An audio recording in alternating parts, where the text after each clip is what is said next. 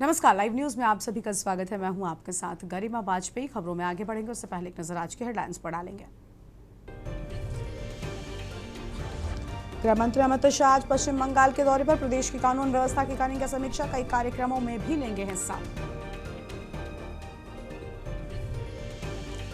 दिल्ली अनशन के बाद अस्पताल पहुंचे सोनम वांगचुक की तबीयत बिगड़ी। डिहाइड्रेशन के लक्षण, दवाखाने से किया इनकार, निगरानी जारी। गाजीपुर में कैबिनेट मंत्री और सुभाषपा अध्यक्ष ओपी राजभर का विवादित बयान, कहा ज्यादातर आपराधिक घटनाओं में यादव और मुस्लिम शामिल। कानपुर में एसटीएफ की बड़ी कार्रवाई, अंतर्राष्ट्रीय कछुआ तस्करी नेटवर्क का भंडाफोड़, 171 प्रतिबंधित कछुओं के साथ तस्कर गिरफ्तार। नोएडा में इंडन नदी का जलस्तर बढ़ा, नदी के किनारे बसी कॉलोनियों में बढ़ा खतरा, प्रशासन अलर्ट मोड पर।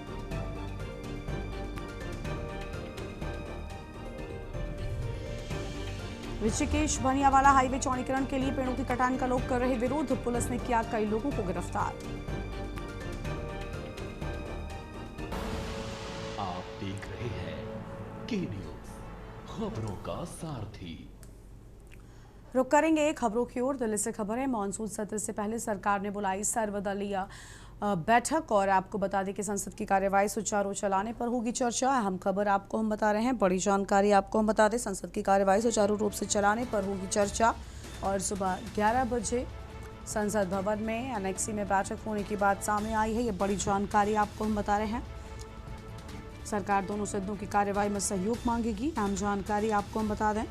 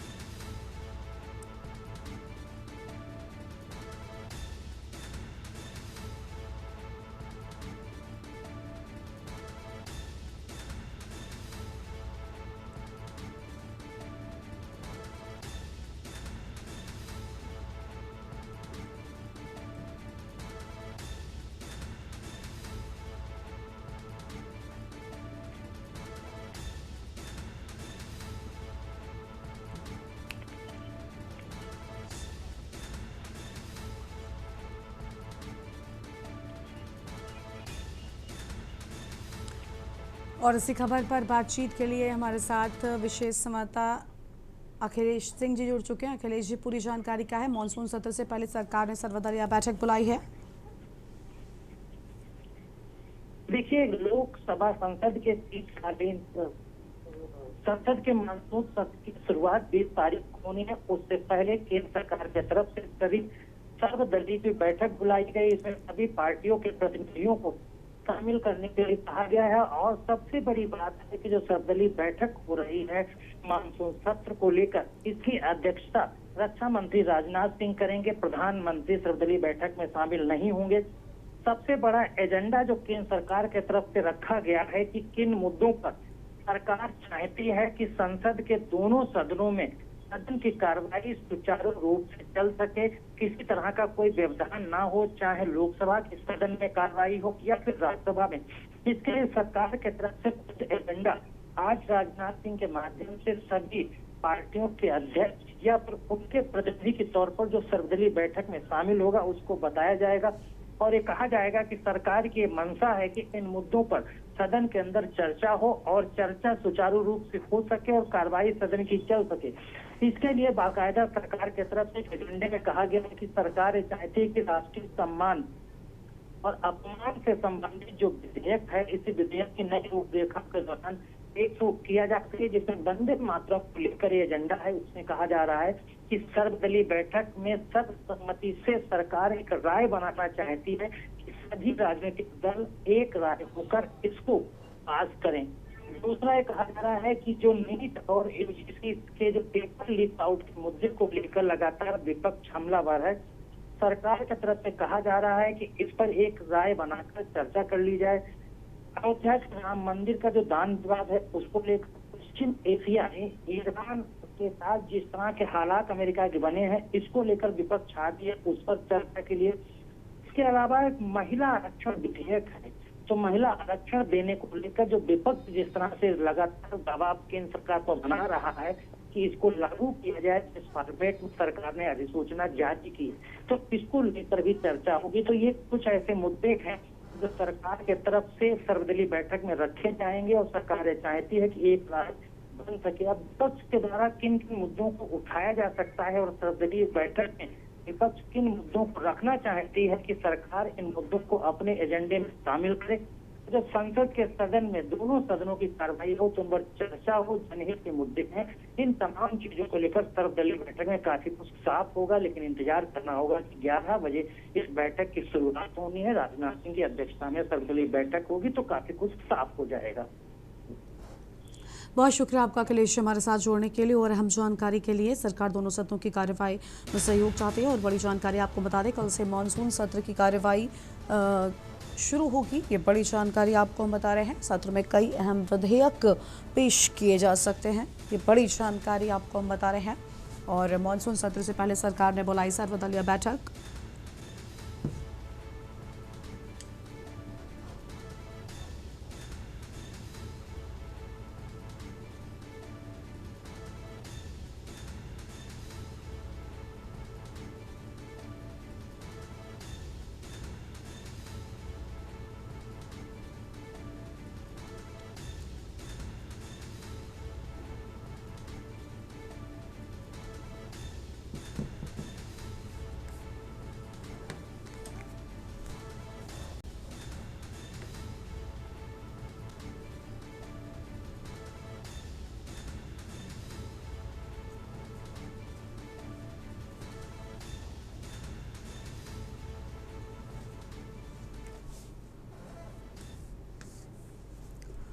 और अब सीधा देहरादून चलते हैं, जहां पर समावेशी शिक्षा मिशन कार्यक्रम 2030 में मुख्यमंत्री पुष्कर सिंह धामी पहुंचे हुए। तस्वीर आपको हम दिखाएंगे।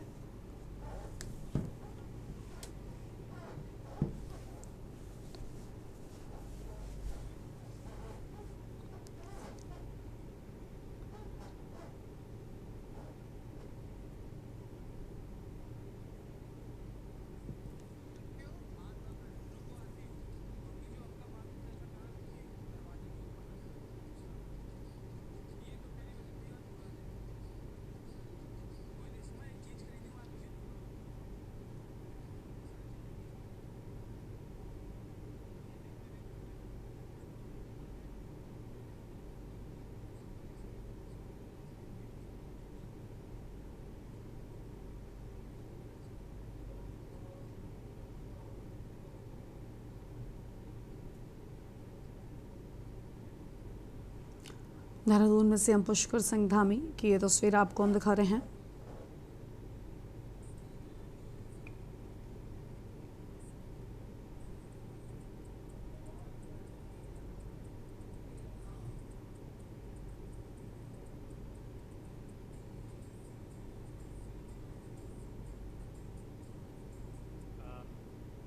आप सभी लोगों से सूचित करते हुए अपार हर्ष की अनुभूति हो रही है कि देवभूमि उत्तराखंड के यशस्वी युवा मुख्यमंत्री श्री पुष्कर सिंह धामी जी का इस ऑडिटोरियम में आगमन हो चुका है।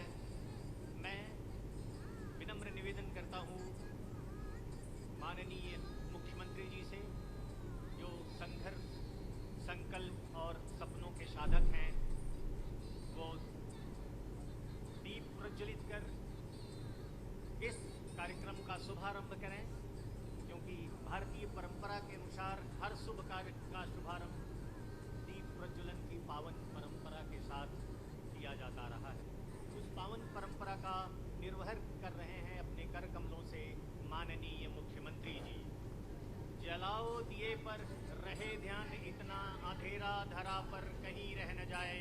नई ज्योति के धर नए पंख झिलमिल उड़े, मध्य मिट्टी गगन स्वर्ग छूले। लगे रोशनी की छड़ी झूम ऐसी दिशा की गली में तिमिर राह भूले। खुले मुक्ति का वह किरण द्वार जगमग, उषा जा न पाए निशा आ न पाए, उषा जा न पाए निशा जा न पाए। तो आप मैं अनीता जी से विनम्र निवेदन करता हूं कि वो नवानी साहब please come on the dash.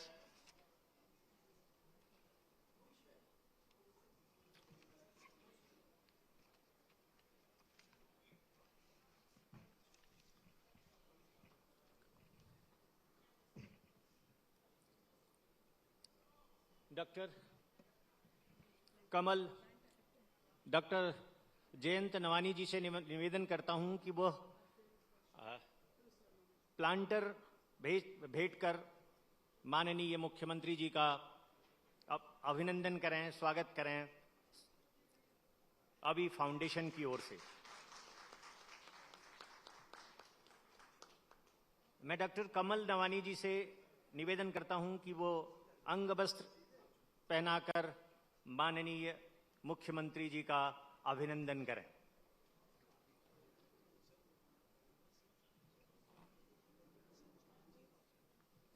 और मुन्ना सिंह चौहान जी विधायक विकास नगर भी मंच पर आसीन हैं, उनके लिए और मुख्यमंत्री जी के लिए एक बार आप लोगों के तालियों की गड़गड़ाहट रुकनी नहीं चाहिए। ये तालियां सिर्फ एक ध्वनि नहीं है बल्कि ये ऊर्जा का संचार करने वाली संजीवनी है। इस संजीवनी को कभी भी किसी के देने में संकोच न करिए, क्योंकि आप सब देवभूमि के वासी हैं। आपके सबके वाणी, मन और कर्मों में देवताओं का निवास है।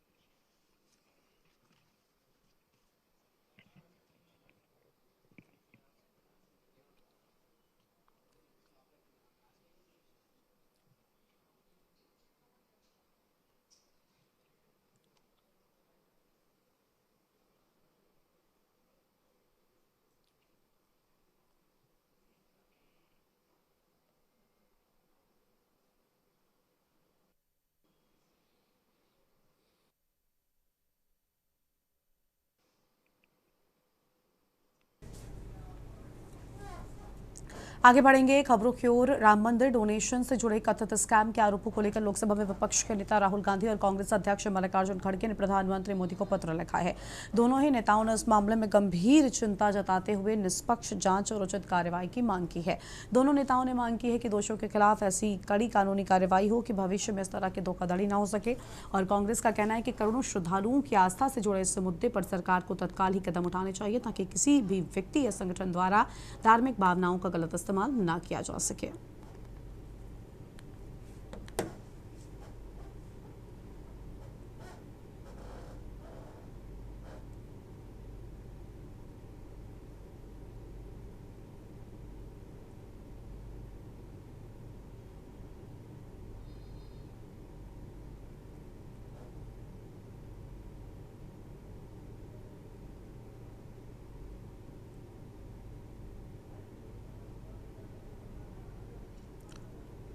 और इसी खबर पर बातचीत के लिए दिल्ली से हमारे संवाददाता मनोज कुमार प्रजापति जुड़ चुके हैं। मनोज, मामले में निष्पक्ष जांच कराने की मांग की गई है। जीएमओ से पत्र पर आधिकारिक प्रतिक्रिया अब तक नहीं मिल पाई और राहुल गांधी और खड़गे को पत्र लिखा गया। पूरी जानकारी क्या है आपके पास में? जी देखिए, इस वक्त दिल्ली से बड़ी खबर निकल कर आ रही है राम मंदिर डोनेशन से जुड़े कथित स्कैम के आरोपों को लेकर। तो आपको बता दें, लोकसभा में विपक्ष के नेता राहुल गांधी और कांग्रेस अध्यक्ष मल्लिकार्जुन खड़गे ने प्रधानमंत्री नरेंद्र मोदी को पत्र लिखा है।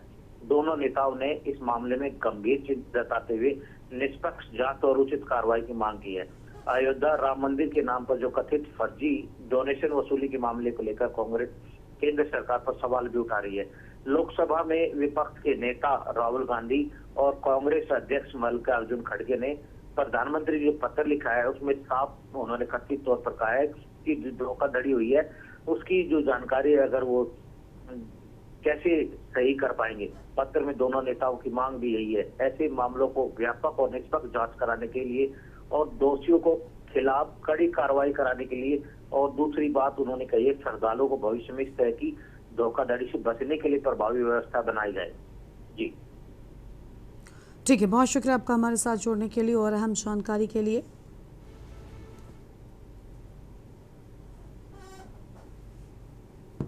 राहुल और खड़गे का पीएम को पत्र, बड़ी जानकारी आपको हम बता रहे हैं।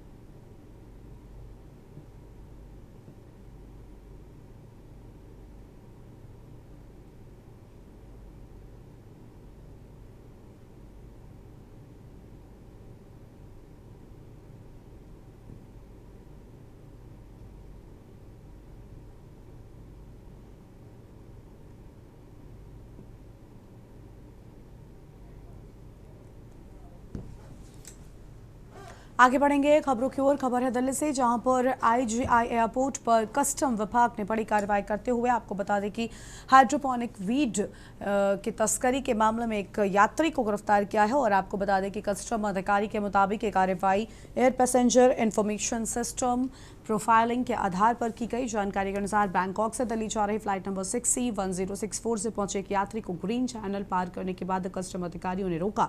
यात्री के सामान के एक्सरे स्क्रीनिंग के दौरान कुछ संदिग्ध तस्वीरें दिखाई दी, जिसके बाद बैगेज की गहन जांच की गई। जांच के दौरान यात्री के सामान से हरे रंग का संदिग्ध पदार्थ बरामद हुआ।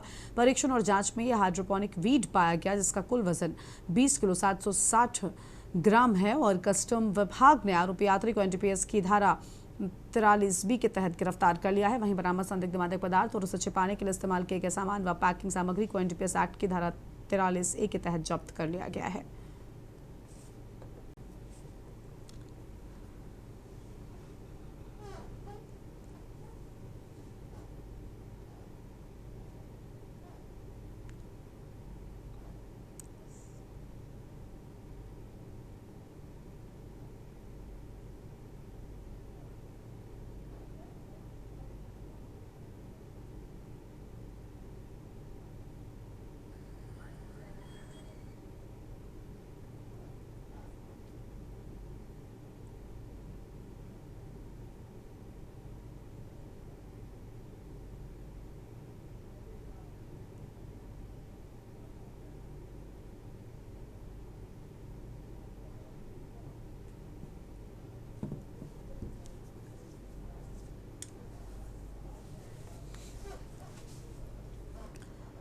दिल्ली से खबर है, जहां पर सोनम वांगचुक की पत्नी पहुंचे हाईकोर्ट। दिल्ली हाईकोर्ट में गीतांजलि ने लगाई अर्जी। बड़ी जानकारी आपको हम बता रहे हैं। और वांगचुक को निजी अस्पताल में शिफ्ट करने की मांग की बात सामने आई है। बड़ी जानकारी आपको हम बताते हैं। और सफदरजंग हॉस्पिटल से ट्रांसफर की मांग की बात सोनम वांगचुक की पत्नी की ओर से कही गई है।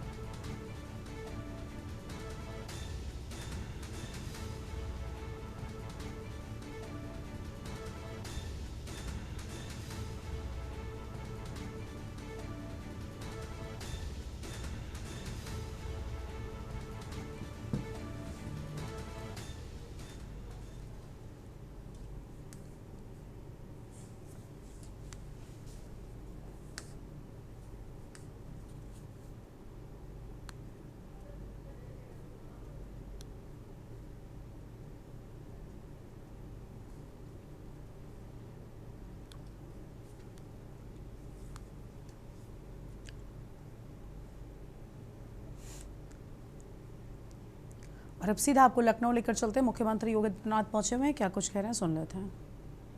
माननीय विधायक सरोजनी नगर से राजेश्वर सिंह जी, एसडीएमए के उपाध्यक्ष लेफ्टिनेंट जनरल योगेंद्र डिमरी जी, पुलिस महानिदेशक उत्तर प्रदेश से राजीव कृष्ण जी, उत्तर प्रदेश शासन के सलाहकार श्री अवनीश अवस्थी जी, प्रमुख सचिव श्रीमती अपर्णा यू जी, एसडीएमए के पूर्व EC lieutenant general Shahi ji, DG PAC और एसडीआरएफ श्री आलोक सिंह जी, आज के इस कार्यक्रम में उपस्थित उत्तर प्रदेश राज्य आपदा प्राधिकरण से जुड़े हुए अन्य सभी कार्मिकगण, उत्तर प्रदेश शासन से जुड़े हुए हमारे सभी अधिकारीगण, उपस्थित बहनों और भाइयों, मैं सबसे पहले उत्तर प्रदेश राज्य आपदा प्रबंधन प्राधिकरण के इस नवनिर्मित भवन के उद्घाटन कार्यक्रम के अवसर पर प्राधिकरण को और इस पूरी व्यवस्था के साथ जुड़े हुए जितने भी स्टेक होल्डर्स हैं, इन सबको हृदय से बधाई देता हूं।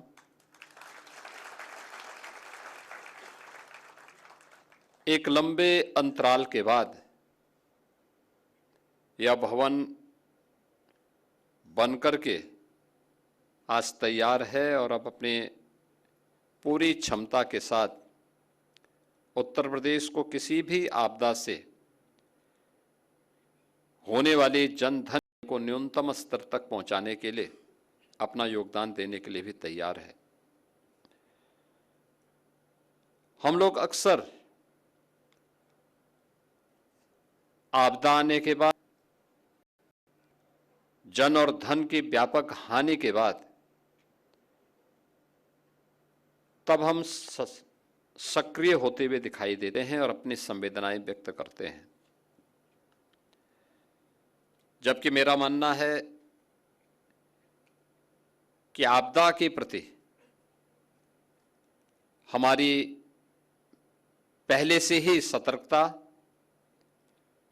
पहले से ही तैयारी और पहले से ही जागरूकता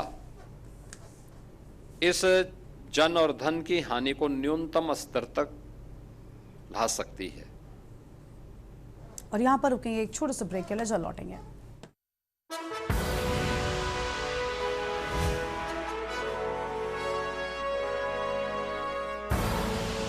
आप देख रहे हैं के न्यूज, खबरों का।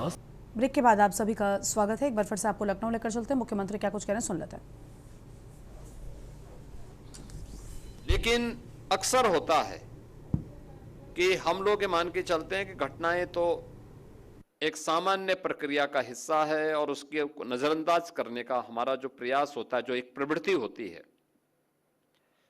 दूसरा, हमें मान के चलते हैं जब कोई व्यक्ति, क्योंकि मैं पिछले 3 वर्षों से लगातार, जब लेफ्टिनेंट जनरल शाही जी भी यहां पे थे तब भी मैं कहता था कि हमें ट्रेनिंग पे ध्यान देनी चाहिए। और इस बार हम लोग अभी 45,000 होमगार्ड भर्ती की प्रक्रिया को पूरा कर रहे हैं और मैंने अनिवार्य किया है कि आपदा मित्र जिनको हमने ट्रेनिंग दी है उनको हम प्रायोरिटी देंगे होमगार्ड में भर्ती होने के लिए। लेकिन साथ साथ ये भी अनिवार्य है कि जो होमगार्ड के स्वयंसेवक हैं उनको अनिवार्य रूप से हम लोग आपदा मित्र की ट्रेनिंग भी दें।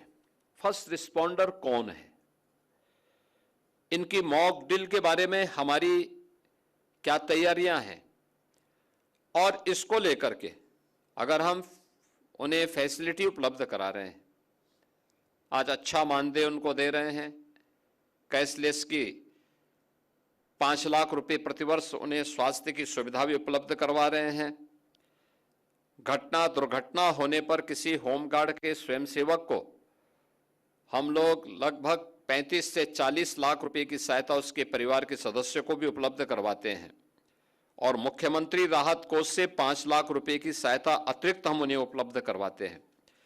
यानी इतनी बड़ी राशि इसलिए उपलब्ध करवाते हैं जिससे वह अपनी सेवा का बेहतर उपयोग समाज के लिए कर सकें और समाज को उसके माध्यम से राहत उपलब्ध करवा सकें। फैसिलिटी का मतलब ये नहीं होता है कि हम उसको इतनी फैसिलिटी दे दें कि वह वही उस पे बोझा बन जाए या सिस्टम ही उसको बोझा मानने लग जाए। तो न हम उस पे बोझा बनने दें और न सिस्टम को उसे अपने ऊपर बोझा बनने देना चाहिए। इसके लिए आवश्यक है अवेयरनेस के कार्यक्रम हमारे ऐसे चलने चाहिए जिससे एक सामान्य व्यक्ति को भी अगर कहीं कोई आपदा आती है तो उस आपदा में हम उसको राहत उपलब्ध करवा सकें। और इस दिशा से जो प्रक्रिया प्रारंभ हुई प्रदेश के अंदर, मेरा मानना है एक अच्छी शुरुआत है। हमेशा आपदा नहीं आएगी, लेकिन जब आपदा ना आए शांति के समय में हम लोगों को स्वयं की ट्रेनिंग पर भी ध्यान देना होगा, लेकिन साथ साथ स्कूल कॉलेजेस में जाकर के अगर हम इसके बारे में भी कुछ लोगों को बता सकें, छात्रों को बता सकें, वहाँ के शिक्षकों को बता सकें। किसी रविवार के दिन जनपद स्तर पर प्रधानाचार्यों के सम्मेलन के माध्यम से भी उनको हम बता करके उन्हें इससे किसी भी आपदा से जुड़े हुए क्या क्या सावधानियां हैं इन सावधानियों के बारे में अवगत करा सकें, तो मुझे लगता है कि देश की बहुत बड़ी सेवा ये हो सकती है। आपदाएं कई प्रकार की होंगी। एक प्रकार की प्राकृतिक आपदा वह है, बाढ़ है, कहीं पर लाइटनिंग की घटना है, अतिवृष्टि के कारण होने वाले जनधन की हानि का हो, या फिर मानव की असावधानी से होने वाली आपदाएं, अग्निकांड की घटनाएं हैं, या किसी भवन की गलत डिजाइनिंग के कारण या किसी दुर्घटना के कारण भवन का धराशायी हो जाने का हो जाना है। ये सभी, इसके साथ ही कुछ ऐसी भी आपदाएं हैं जिन्हें आप एक प्रकार से आधी भौतिक आपदा के रूप में ले सकते हैं, यानी किसी जीव के द्वारा पहुंचाई जाने वाली हानि। और मुझे प्रसन्नता है कि उत्तर प्रदेश देश का पहला राज्य था जिसने मानव वन्य जीव द्वंद्व को भी आपदा की श्रेणी में लेकर के उससे लोगों को राहत देने का कार्य किया। अब ये मैं देख रहा था 2 दिन पहले बहराइच के पास एक घटना घटित हुई। एक 12 साल के लड़के को क्रोकोडाइल ने पूरी तरह निगल डाला। अगर हम थोड़ी सावधानी बरतें, लोगों को पहले से पता है कि क्रोकोडाइल के प्रति कौन से क्षेत्र संवेदनशील है। ऐसा तो है नहीं कि क्रोकोडाइल बहुत लंबी दूरी तय करता हो, नहीं दूरी तय करता हो, मुश्किल से अपने पूरे जीवन भर में 3 से 4-5 किलोमीटर की दूरी के दायरे, उसी दायरे में रहता है। उसके उस लक्षण के बारे में हमें जानकारी है, लेकिन उस सब के बावजूद भी जबरदस्ती कोई व्यक्ति उसके साथ खिलवाड़ करने लग जाए, हम लोगों को उसके बारे में बताएं ना, उसके बारे में कोई अलर्ट वहां पे जारी ना हो। लोग वीडियो बनाते रहते हैं लेकिन कोई भी उसके बारे में बचाव के लिए या वहां न जाने के लिए लोगों को हिदायत नहीं दे पाते हैं। 12 साल की उम्र क्या होती है, लेकिन उस बच्चे को क्रोकोडाइल निगल गया। नियमित रूप से मानव वन्य जीव के बीच में होने वाले द्वंद्व और उसके कारण होने वाली हानि के बारे में हम लोगों के स्तर पर अभी भी जो प्रयास होने चाहिए, भाई हर व्यक्ति जान रहा है। मैं कल बिजनौर में था,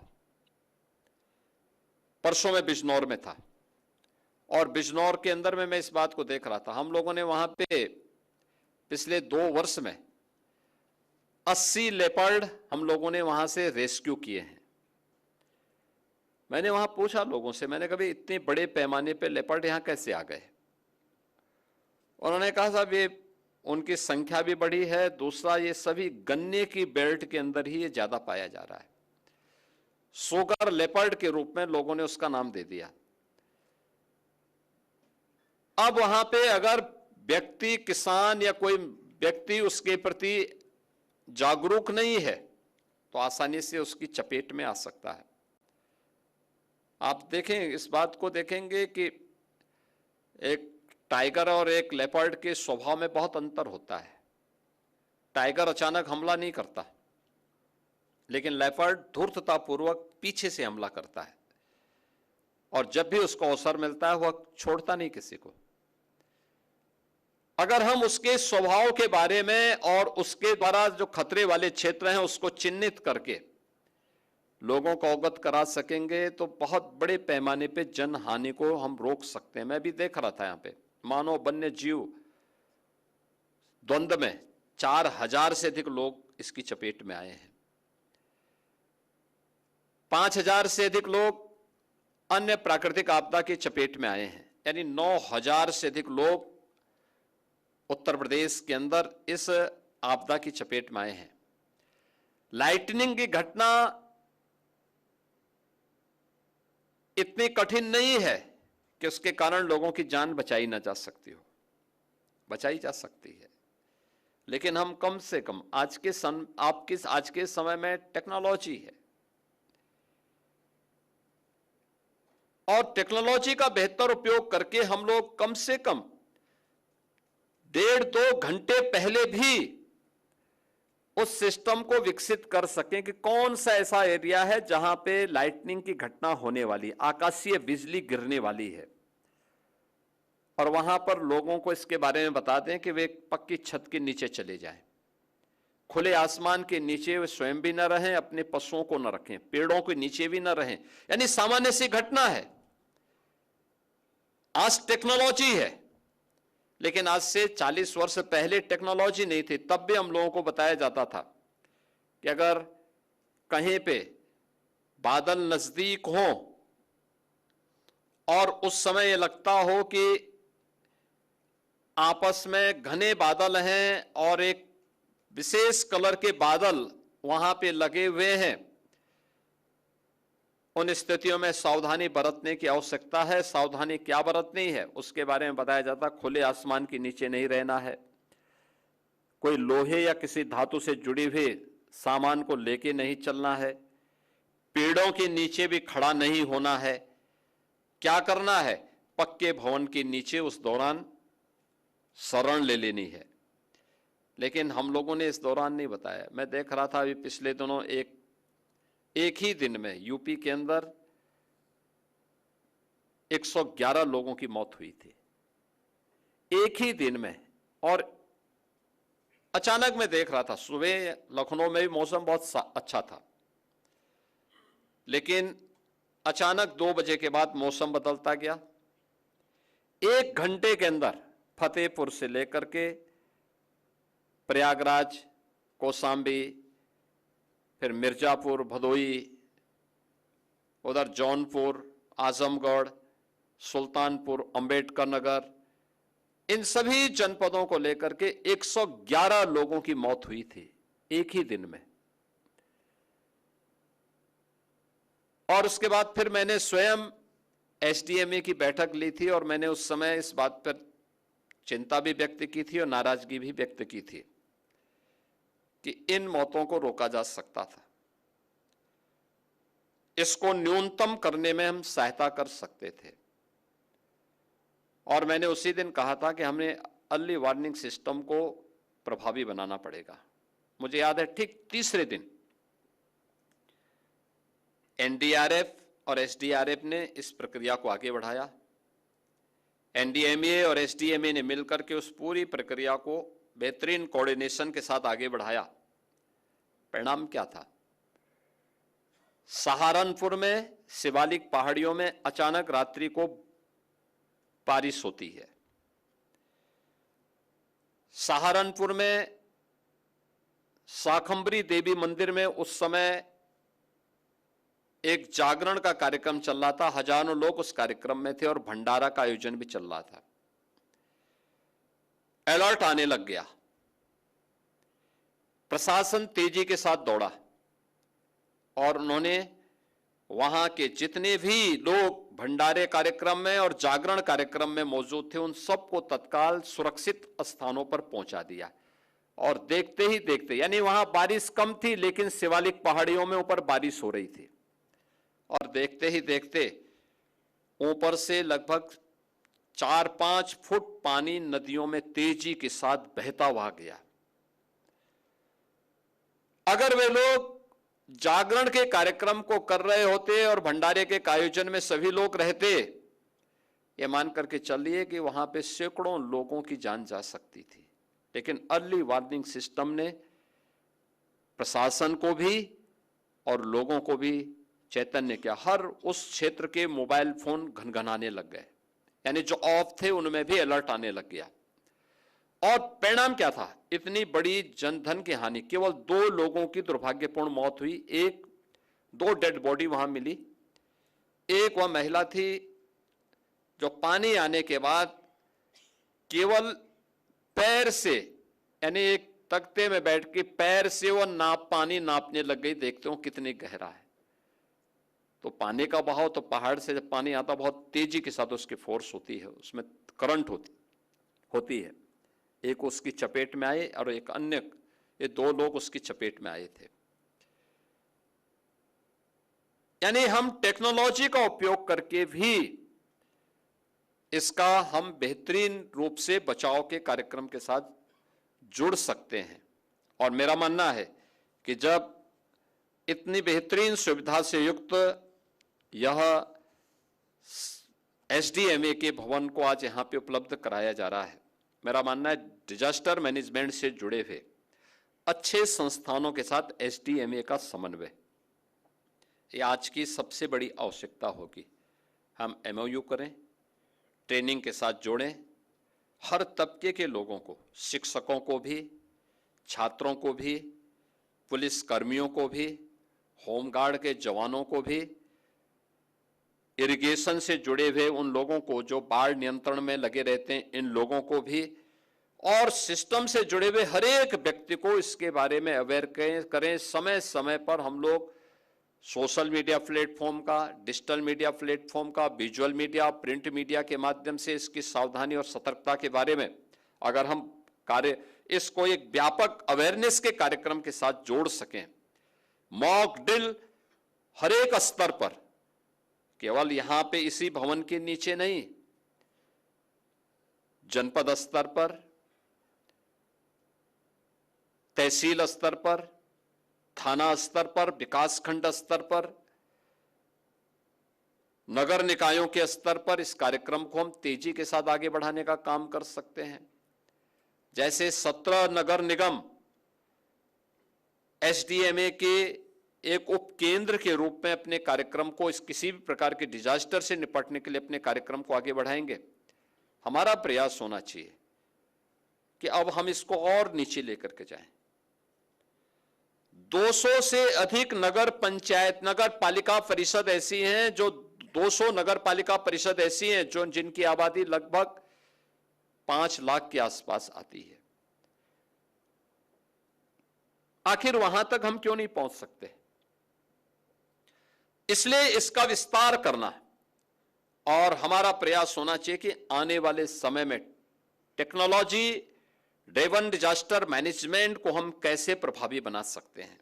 इसके लिए सैटेलाइट एवं रिमोट सेंसिंग मॉनिटरिंग की व्यवस्था, यह आज की सबसे महत्वपूर्ण आवश्यकताओं में से एक है। आर्टिफिशियल इंटेलिजेंस पर आधारित रिस्क मैपिंग, इस दिशा में भी हमें अब आगे कार्य करना होगा। प्रिडिक्टिव एनालिटिक्स आधारित early warning system, mobile based citizen alert system, जिसका हम लोगों ने अभी उपयोग किए भी हैं, और इस पूरे सीजन में जब भी इस प्रकार की कोई बातें होती हैं, कोई भी आशंका होती है, हमें इसके बारे में उसको आगे बढ़ाना पड़ेगा। जीआईएस आधारित decision making and digital control room, इन सब को हमें प्रभावी बनाना पड़ेगा। और मेरा मानना है कि ड्रोन आधारित सर्च एंड रेस्क्यू ऑपरेशन का और अधिक इंटीग्रेट यूज हमें आज की आवश्यकताओं में है। और हमारा जो संकल्प होना चाहिए किसी भी प्रकार की आपदा से निपटने के लिए कि उत्तर प्रदेश को एक ऐसे राज्य के रूप में बनाना है जहां पे प्रत्येक नागरिक यह विश्वास लेकर के जीवन जी सके कि संकट की घड़ी में सरकार के साथ साथ वह स्वयं भी इसके प्रति तैयार है और पूरी ताकत के साथ, पूरी प्रतिबद्धता के साथ वह इसके प्रति अपने आप का नागरिक कर्तव्य मान करके चले। यह एक नागरिक कर्तव्य का हिस्सा होना चाहिए, यह राष्ट्रीय कर्तव्य का हिस्सा हमारा होना चाहिए। इस विश्वास के साथ हम सब आगे बढ़ पाएंगे। मैं एक बार फिर से आज के इस कार्यक्रम के अवसर पर एसडीएमए को इस नए भवन के लिए हृदय से बधाई देता हूं।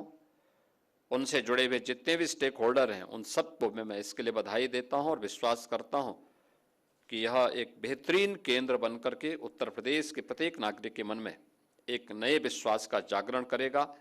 आज के इस अवसर पर हम लोगों ने आपदा के फील्ड में जिन लोगों ने प्रशंसनीय कार्य किया है, ऐसे 8 कार्मिकों को हम लोगों ने यहाँ पे सम्मानित किया है। मुझे विश्वास है कि आने वाले समय में इसमें हम एनडीआरएफ को भी, एसडीआरएफ को भी और अन्य सभी विभागों को जोड़ेंगे। अच्छा होगा वर्ष में एक बार कार्यक्रम उनको भी जोड़ने की आवश्यकता है। जो लोग इन सभी विभागों से नहीं जुड़े हैं लेकिन सामान्य रूप से अपने स्तर पर भी उस नाविक के बारे में भी सोचना है जो किसी की जान बचाता है। हमें उस व्यक्ति के बारे में भी सोचना है जो मानव वन्य जीव संघर्ष में किसी अमूल्य जीवन को बचाने में अपना योगदान देता है। उन सब के बारे में भी हमें इसके बारे में एक नई सोच को विकसित करना पड़ेगा, उन्हें सम्मानित करना पड़ेगा। एसडीएमए के माध्यम से इस प्रक्रिया को आगे बढ़ाने की आवश्यकता है। और मेरा मानना है कि आपदा प्रबंधन के लिए आज के दिन पे धनराशि की कमी नहीं बल्कि उसके उचित नियोजन की दिशा में किए जाने वाले प्रयासों को उसी एक नियत के साथ हमें प्रभावी ढंग से लागू करना चाहिए। मैं इस अवसर पर एक बार फिर से एसडीएमए के इस भवन के लिए आप सभी को, पूरे प्रदेशवासियों को हृदय से बधाई देता हूं। धन्यवाद। जय हिंद। बहुत बहुत धन्यवाद माननीय, आपके प्रेरणादायी बहुमूल्य मार्गदर्शन। लखनऊ से आप सुन रहे थे मुख्यमंत्री योगी आदित्यनाथ को, जिनकी ओर से अहम बातें कही गई हैं। रुक करेंगे खबरों की ओर। खबर है आइजा एयरपोर्ट पर कस्टम विभाग ने हाइड्रोपोनिक वीड तस्करी के मामले में बड़ी कार्रवाई करते हुए एक यात्री समेत 3 लोगों को गिरफ्तार कर लिया है। कस्टम अधिकारी के मुताबिक ये कार्रवाई APIS प्रोफाइलिंग के आधार पर की गई और जानकारी के अनुसार 18 जुलाई 2026 को बैंकॉक से दिल्ली पहुंची फ्लाइट नंबर TG 323 से आई एक यात्री को ग्रीन चैनल पार करने के बाद कस्टम अधिकारियों ने रोका। यात्री के सामान की एक्सरे स्क्रीनिंग के दौरान कुछ संदिग्ध तस्वीरें दिखाई दी, जिसके बाद बैगेज की गहन जांच की गई और जांच के दौरान यात्री के सामान से हरे रंग का संदिग्ध पदार्थ बरामद हुआ और अधिकारियों के अनुसार बरामद गांजा जिसका कुल वजन 9 किलो 760 किलोग्राम है। पूछताछ में यात्री ने बताया एयरपोर्ट टर्मिनल के बाहर 2 लोग इस खेप को लेने के लिए इंतजार कर रहे थे।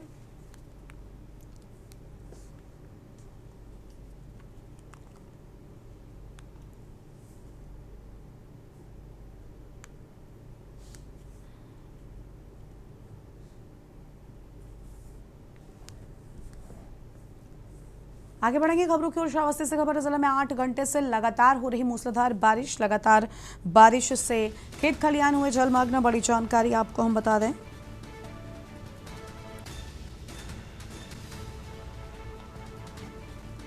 अहम जानकारी आपको हम बता रहे हैं।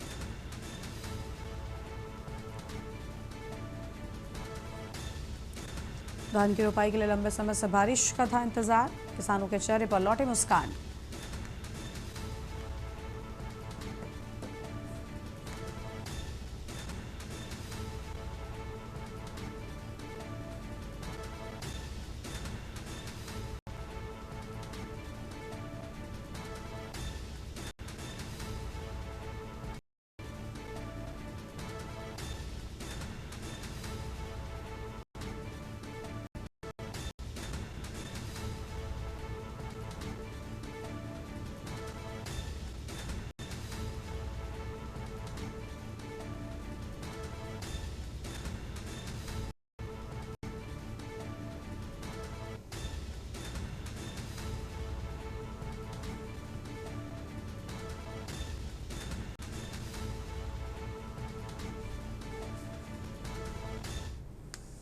रायबरेली पुलिस कार्यालय के किरण बहुउद्देशीय हॉल में पुलिस अधीक्षक के अध्यक्ष में अपराध गोष्ठी आयोजित की गई और बैठक में जिले की कानून व्यवस्था, अपराध नियंत्रण और लंबित मामलों की समीक्षा की गई।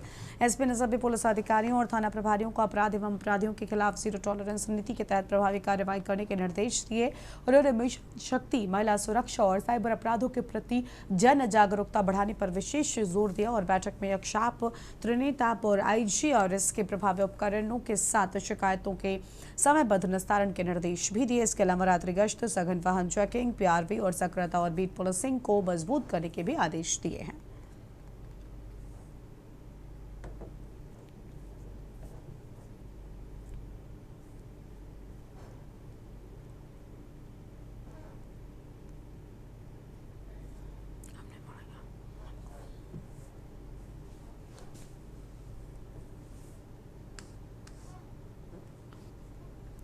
बदायूं के वजीरगंज थाना क्षेत्र में रविवार को दर्दनाक सड़क हादसे में बुआ और भतीजे की मौके पर ही मौत हो गई, जबकि एक मासूम बच्ची गंभीर रूप से घायल हो गई।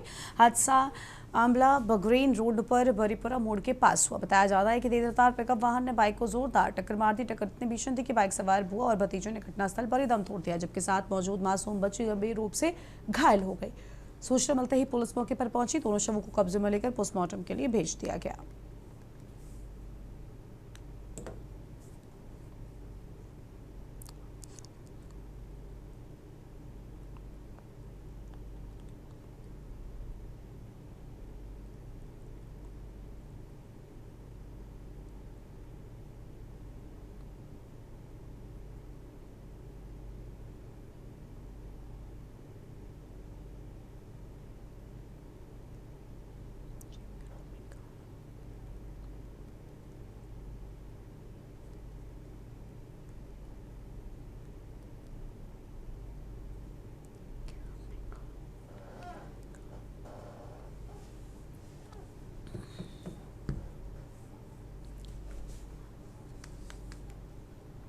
चंपावत, टनकपुर, पिथौरागढ़ ऑल वेदर राष्ट्रीय राजमार्ग पर सालों से परेशानी का कारण बने स्वाला डेंजर जोन का सुधारीकरण कार्य पूरा हो गया है। इसके साथ ही अब महत्वपूर्ण राष्ट्रीय राजमार्ग पर यातायात 24 घंटे निर्बाध रूप से संचालित होगा। रात में लगने वाले प्रतिबंध भी समाप्त हो गए हैं। मुख्यमंत्री धामी के निर्देशों और लगातार मॉनिटरिंग के चलते इस संवेदनशील क्षेत्र में सुरक्षात्मक कार्य सफलतापूर्वक किए गए हैं। बरसात के दौरान भूस्खलन के कारण अक्सर ही कई दिनों तक बंद रहने वाला ये मार्ग अब सुरक्षित और सुगम हो गया है, जिससे सीमांत जनपद और चंपावत और पिथौरागढ़ के लोगों के साथ साथ यात्रियों को भी बड़ी राहत मिलेगी।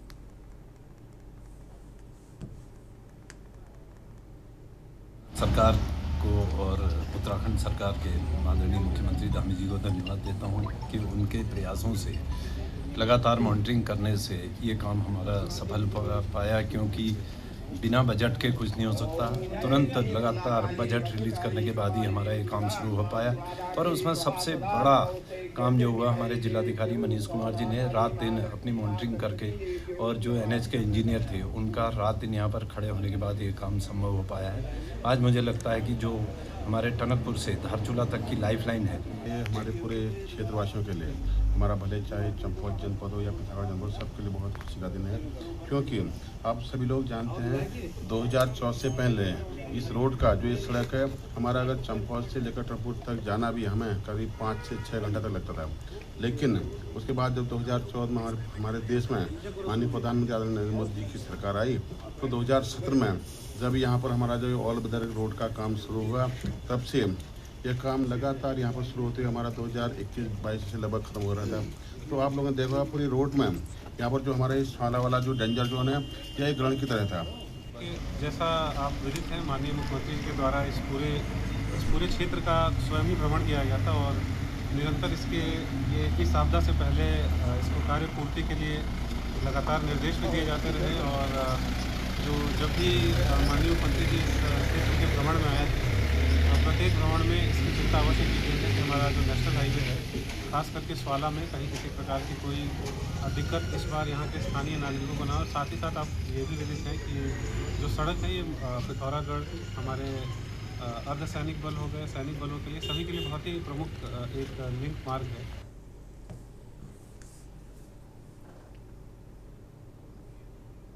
इस बुलेटिन में इतना ही। देखते रहिए न्यूज़ इंडिया। नमस्कार।